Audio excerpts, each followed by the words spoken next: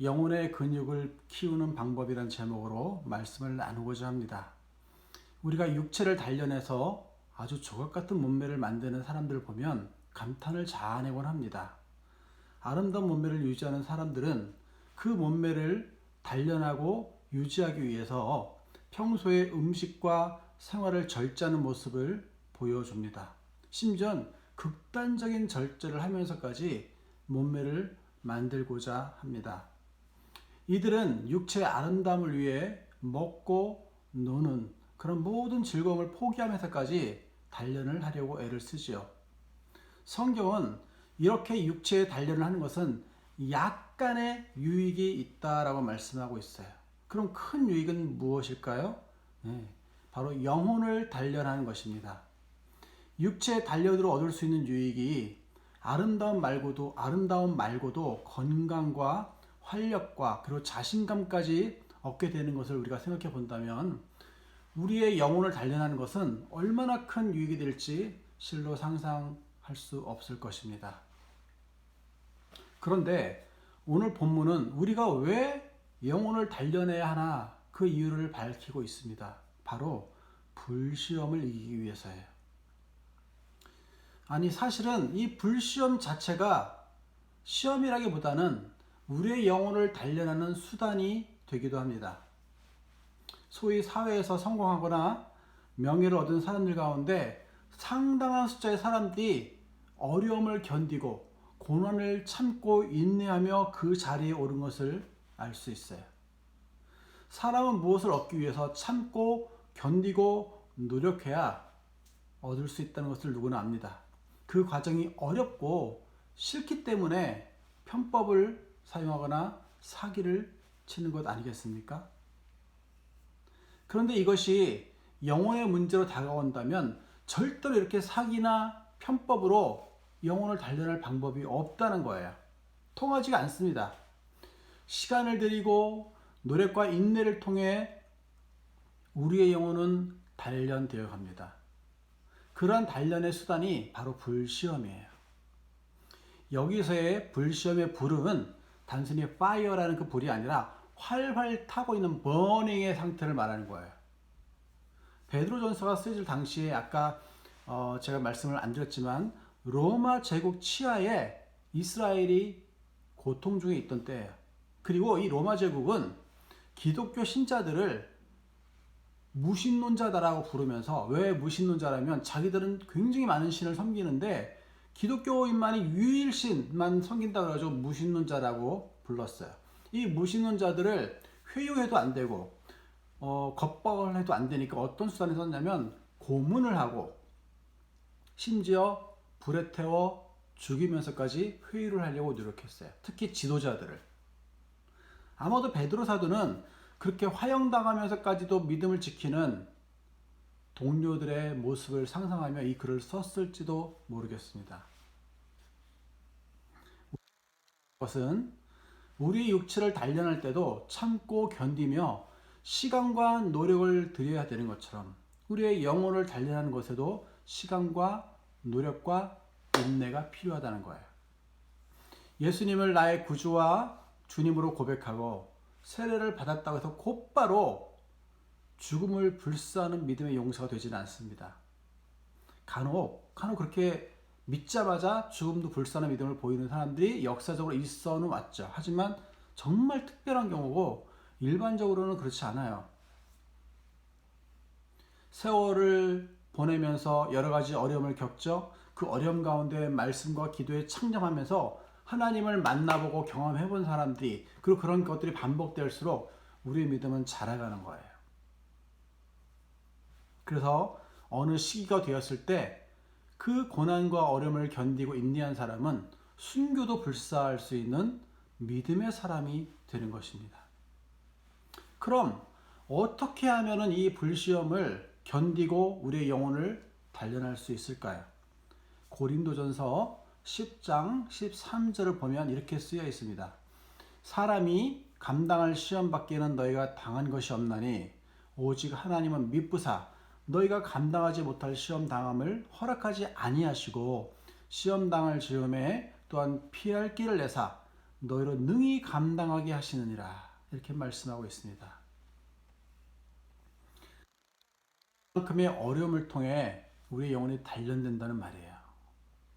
불시험이라고 그래가지고 우리가 마저 감당할 수도 없고 막 정말 어마어마한 그렇게만 느껴지는 게 아니라, 불이라는 것은 정금을 아주 깨끗하게 만드는 역할을 하는 것처럼 우리의 영혼을 정화시키는 수단을 표현한 단어입니다. 아주 어마하고 무지막지한 그런 누구나 다 목 잘려 죽고 순교하는 그런 걸 말하는 건 아니에요. 오직 그리스도인으로 복음에 합당한 삶을 사는 그것 때문에 우리가 어려움을 겪을 수 있다는 거예요.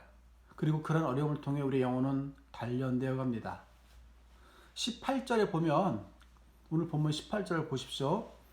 이런 어려움은 성도들에게만 오지 않아요. 18절 우리 다 같이 읽어볼게요. 시작.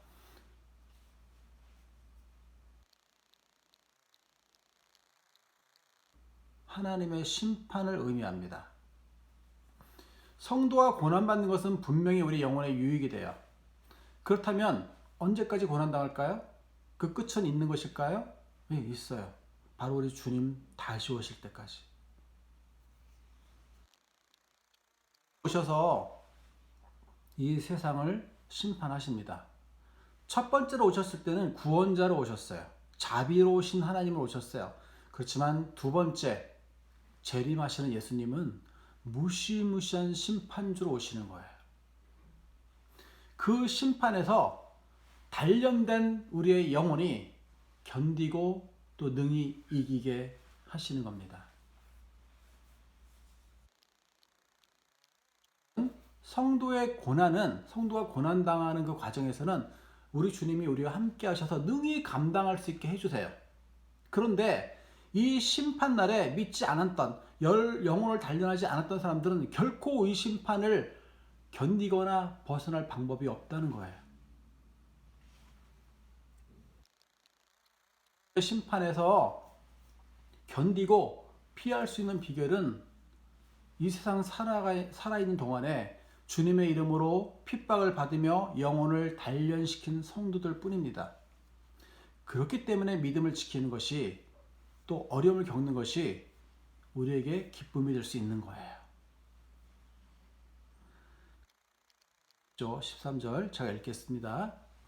오히려 너희가 그리스도의 고난에 참여하는 것으로 즐거워하라.